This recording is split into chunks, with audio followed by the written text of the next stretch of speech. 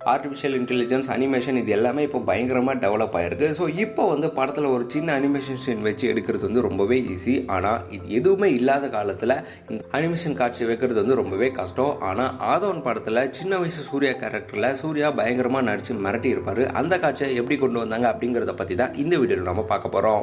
ஆதவன் KS Ravikumar direct பண்ண இந்த படத்தில் வடிவேலுவோட காமெடி ஆகட்டும், ஹாரி ஜெயராஜோட மியூசிக் ஆகட்டும் பயங்கரமாக ஒர்க் அவுட் ஆகிருக்கும்.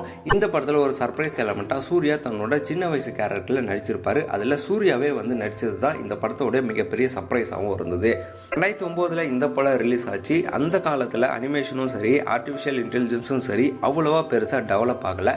அந்த பீரியட்லேயே சின்ன வயசு சூர்யாவை எப்படி கொண்டு வந்தாங்க அப்படிங்கிறது பலருக்குமே ஆச்சரியமாக தான் இருந்தது. சின்ன சின்ன மாறுதல்கள் வந்து அந்த கேரக்டரில் தெரிஞ்சாலுமே அசலாக சின்ன வயசில் சூர்யா எப்படி இருப்பாரோ அதே மாதிரி தான் KS ரவிக்குமார் வந்து அந்த கேரக்டரை டிசைன் பண்ணியிருப்பார். இப்போ வந்து டிஏஜிங் பண்ணி ஒருத்தரோட வயசை வந்து குறைச்சி ஸ்க்ரீனில் காட்டலாம். அதே மாதிரி ஆர்டிஃபிஷியல் இன்டெலிஜென்ஸ் மூலமாக ஒருத்தரோட குரலை இன்னொருத்தருக்கு வச்சு 100% வந்து இதை வந்து சாத்தியப்படுத்தலாம். ஆனால் இது எதுவுமே இல்லாத அந்த காலத்தில் எப்படி வந்து சூர்யாவை சின்ன வயசு சூர்யாவை கொண்டு வந்தாங்க அப்படிங்கிறத பற்றி கேள்வியை KS ரவிக்குமார் கிட்ட முன் வச்சாங்க. அதுக்கு அவர் சொன்ன பதில் தான் பயங்கர பிரமிப்பாக இருந்தது.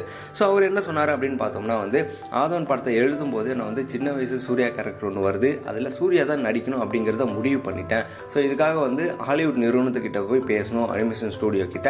அவங்க வந்து 2 நிமிஷம் காட்சியை பண்ணி தரத்துக்கு 8 கோடி வரைக்கும் பட்ஜெட் கேட்டாங்க.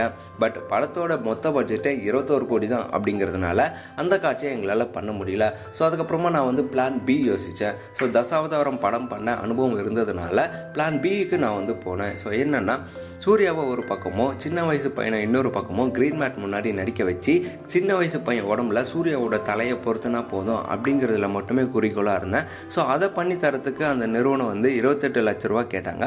ஸோ அந்த பணத்தை கொடுத்து நாங்கள் அந்த 2 நிமிஷம் காட்சியை பண்ணிட்டு வந்தோம் அப்படிங்கிற மாதிரி KS ரவிக்குமார் சொன்னார். ஸோ டப்பிங் பண்ணும்போது சூர்யா வந்து அந்த சின்ன வயசு கேரக்டரை பார்த்து ரொம்பவே மிரண்டார் அப்படின்ட்டு KS ரவிக்குமார் மென்ஷன் பண்ணியிருக்காரு. ஸோ தொழில்நுட்பம் எதுவுமே இல்லாத காலத்தில் தான் நினச்சதை ஸ்க்ரீனில் கொண்டு வந்தே ஆகணும் அப்படின்ட்டு முயற்சி பண்ண KS ரவிக்குமாரோட இந்த முயற்சியை பற்றி நீங்கள் என்ன நினைக்கிறீங்க அப்படிங்கிறத கமெண்ட்டில் சொல்லுங்கள். இந்த மாதிரியே தமிழ் சினிமாவில் வேறு எதுனா அனிமேஷன் காட்சிகள் கொண்டு வந்திருந்தால் அதையும் கமெண்ட்டில் மென்ஷன் பண்ணுங்கள், நம்ம எல்லாரும் தெரிஞ்சுக்கலாம். இந்த மாதிரி தொடர்ந்து பல வீடியோஸ் பார்க்க நம்ம சேனலை சப்ஸ்கிரைப் பண்ணிக்கோங்க. நம்ம இன்னொரு வீடியோவில் பார்க்கலாம்.